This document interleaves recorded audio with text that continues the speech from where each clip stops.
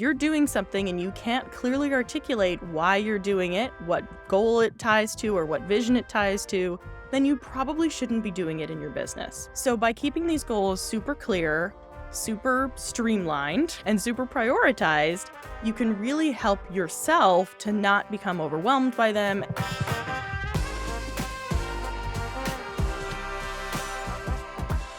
Welcome to the Process to Profit podcast, where I dig into the key strategies that build successful service-based businesses. Whether you're just starting out or you're looking to scale, I'll share practical techniques to help you overcome overwhelm, boost your income, and fall in love with your business again. Let's get your business working for you. Hey everyone, welcome to today's episode. Today we're continuing our goal setting series and finally getting to the point where we're actually setting our goals.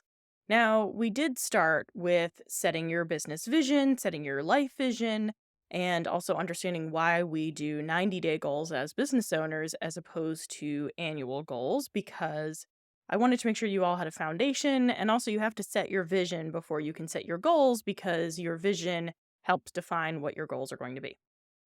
Before we jump in, if you haven't already, please go ahead and subscribe. It helps people find these episodes, find my podcast, and then they have the opportunity to learn all about the processes behind their service-based businesses as well. As a quick reminder, we as business owners work with 90-day goals instead of annual goals because it gives us more room to pivot, it gives us more room to reevaluate if the goals are the right fit, and to make sure that they are goals that we want to continue doing.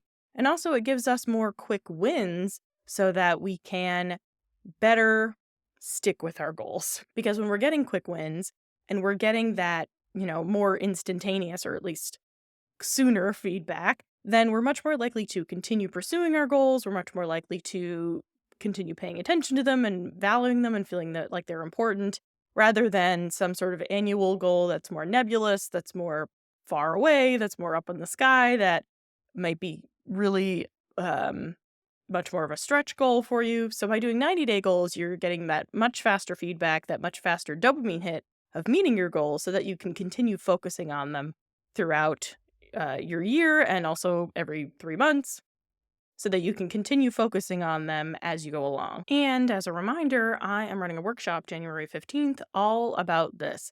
How do I set my big business vision? How do I then set the goals based on that vision? And then finally, how do I actually create a plan to make the goals happen? I find that a lot of business owners lose the plot at that point. They're great at setting goals, they're great at setting the business vision, but then setting a plan to actually make it happen is where people tend to fall off the wagon. So if that's you, that's exactly what my January 15th workshop is all about. You can get more information at laurenglenn.com/workshop, and the link will be in the show notes and in the description below. Now that we have our big vision, I want you to not think about all of the steps that it's going to take to get there, but instead think about where you are right now and what the next step is for you to get to that vision.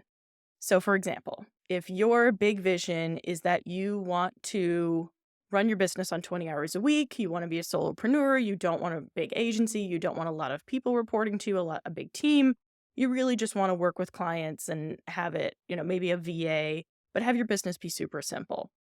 You wouldn't then make your next goal, let me create a membership, or let me create, a more involved done-for-you process.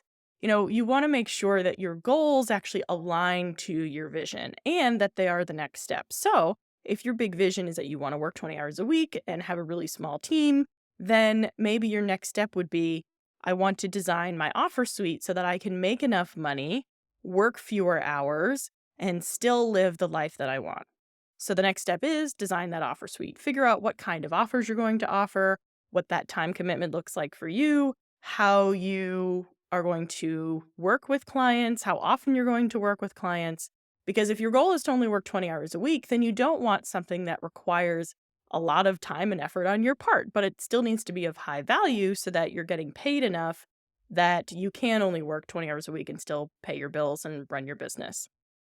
So think through what that big vision is for you and what you want your life to look like. Then consider where you're at right now and what that next step would be for you to get there. And by next step, I mean something that you can complete in 90 days. What's the thing that you can actually do in the next 90 days to move you closer to your bigger vision? Also consider what's already working that you can maybe build off of. If you already have a really popular service, then how do you build off of that service? Do you do additional add ons to add value to it? Do you outsource maybe parts of it, but keep some parts to you so that it's less time consuming for you to run? How can you build on something that's already working and make that part of your goals? The other thing to consider is, where are you stuck right now? Where are you having trouble moving forward? For me, I'm finding real difficulty with Instagram. I don't enjoy it. I don't feel like I'm getting value of it. I don't feel like people are finding me on there. And so I'm really stuck with it. I just don't know what to do with it or where I should go. And I don't really have the time or the energy to invest in it. So instead of making Instagram one of my goals, I am actually making a goal to completely ignore Instagram. Not completely. I'm still going to have some things on there so that people know that I exist, but I'm not putting a lot of time and energy and effort into it. So one of my goals for Q1 is, how do I do the bare minimum on Instagram and still maintain my presence without overloading myself, without putting a lot of weight on it, without making myself crazy about it. And so that's a good example of a process goal. And there are two different types of goals we're going to talk about. We're going to talk about outcome goals, which is a clear result that ties back to your vision, and then process goals, which are consistent habits or systems that will actually help you move forward.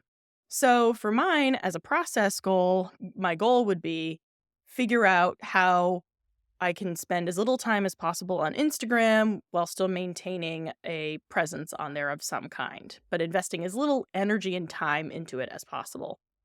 If it were to be an outcome goal, then it would be something like sign 3 new clients from Instagram by the end of March.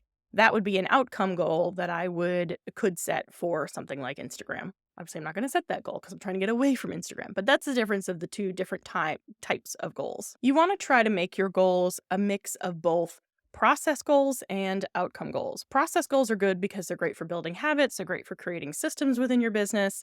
And then outcome goals are really good because they have tangible results. They have tangible things that you can measure to say, I met this goal.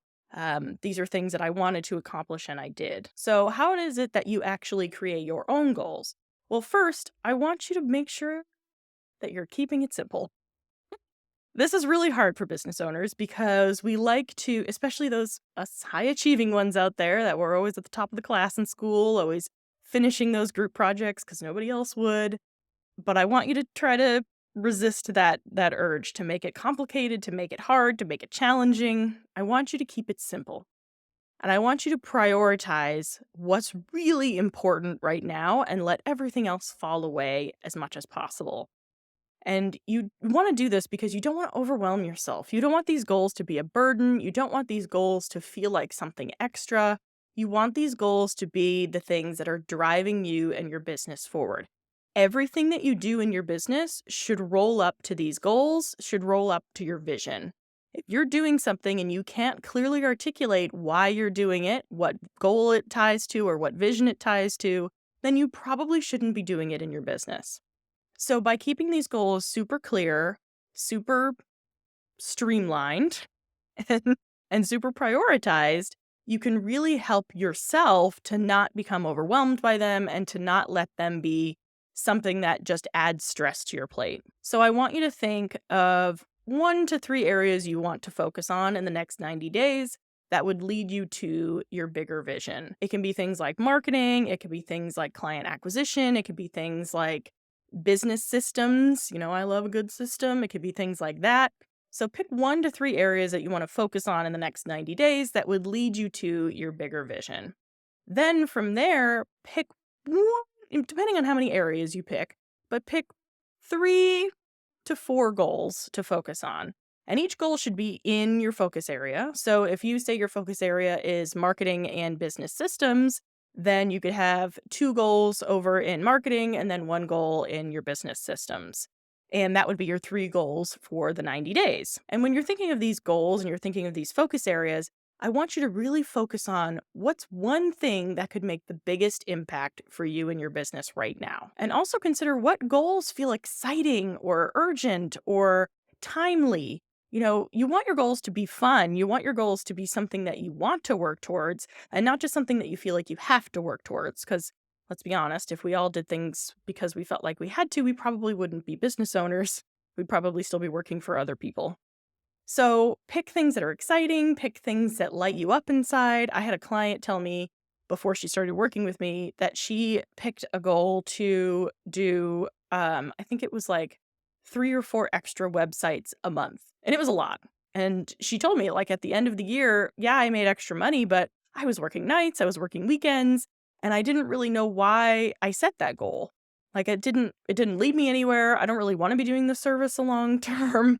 So before working together, she set a goal without really knowing why she set the goal. She didn't build the goal into her everyday life. She didn't build it into her processes.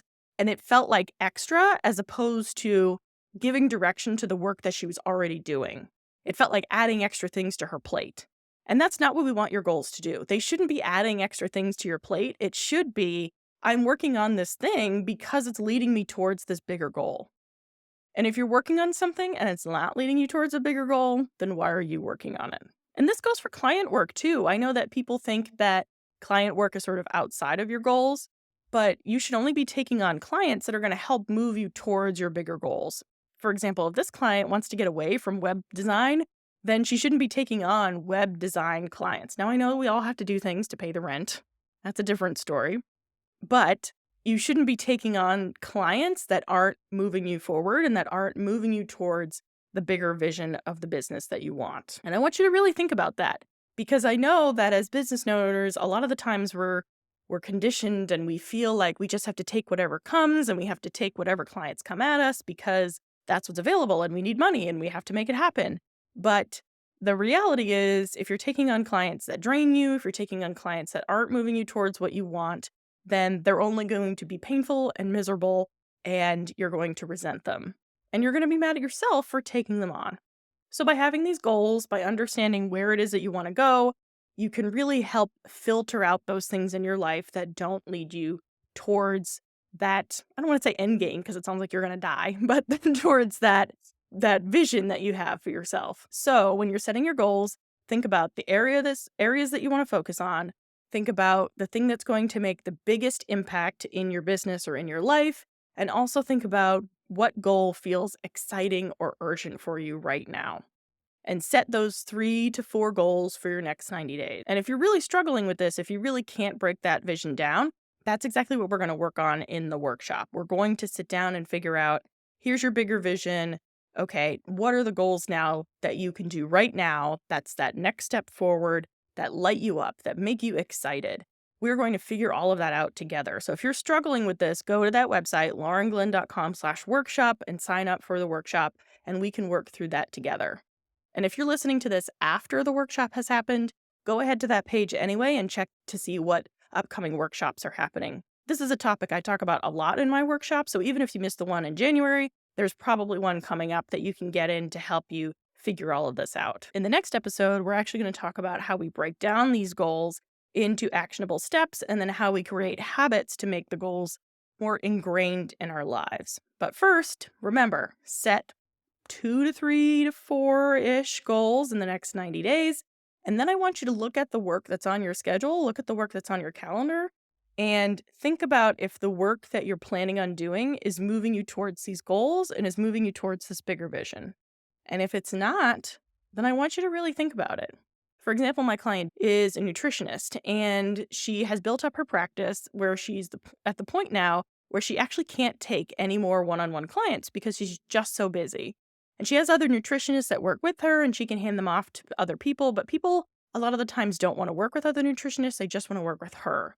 So she's working on building a membership to give more people access to her and her information and her specific way of doing things. But it has meant that she has less time available to work with her clients one-on-one. And so a lot of our conversations together have been about what's the big goal? What's the big vision? Is this one-on-one client work moving you towards your bigger vision of making a bigger impact with more clients through your membership? Or are you pushing off that membership by taking on additional one-on-one clients that you don't really have time for? And it's hard. It's hard to say no to people that they want to work with you. It's hard to turn down money when people are trying to throw at you. So it's really hard to make these decisions. But by having this bigger vision and the goal of the membership in front of her, it makes it easier to say no. And it makes it easier for her to justify to herself saying no to people who want to work directly with her when she just doesn't have the time. So for yourself, if you're really struggling with growing your business, bringing it to the next level, making a bigger impact, even if you're not trying to scale your business, if you're trying to shift it in a different direction, if you're trying to help more people, think about what you're giving your time to that is holding you back from that bigger vision. So between now and our next episode, I want you to take a step back, look at where your time is going, and really evaluate if it's moving you towards these goals that we set together today. If you want help figuring out where all that time is going, I actually offer a Focus and Flow time audit where we sit down for 90 minutes together and figure out exactly where your time is going and if it's actually moving you towards those bigger goals and that bigger vision for your business.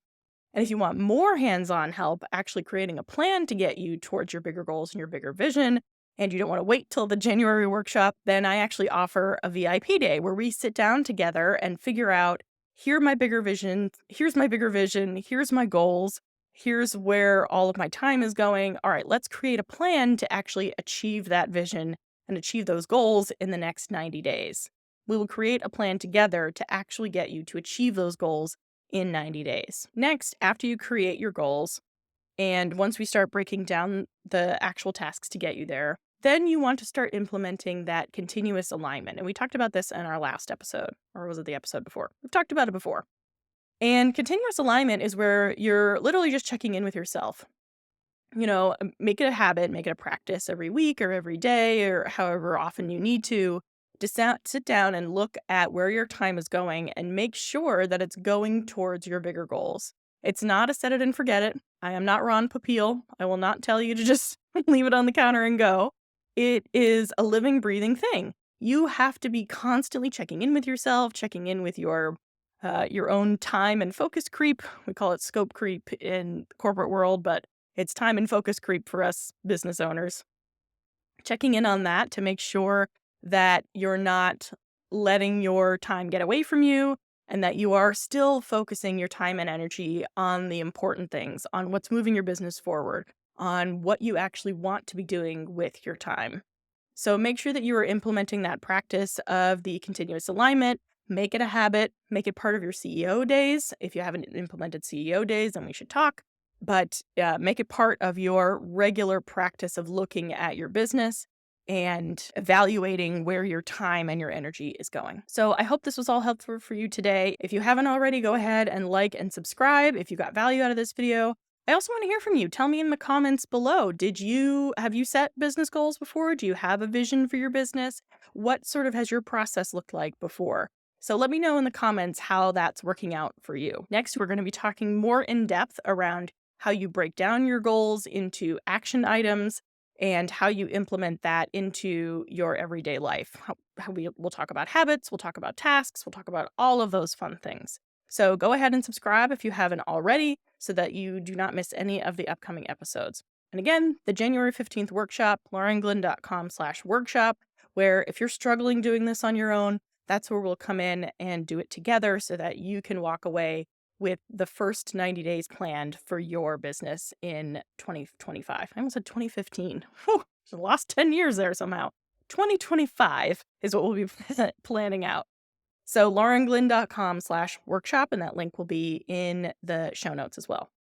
I am Lauren Glynn. You can also find me on Threads. That's the other place that I'm hanging out these days. Lauren G Consulting over there. And I, again, want to hear from you. If you are already setting business goals for 2025, if you are ready to jump in and go, then I want to hear from you and I want to talk about it. So I will talk to you all next time. Thank you so much for watching. Bye.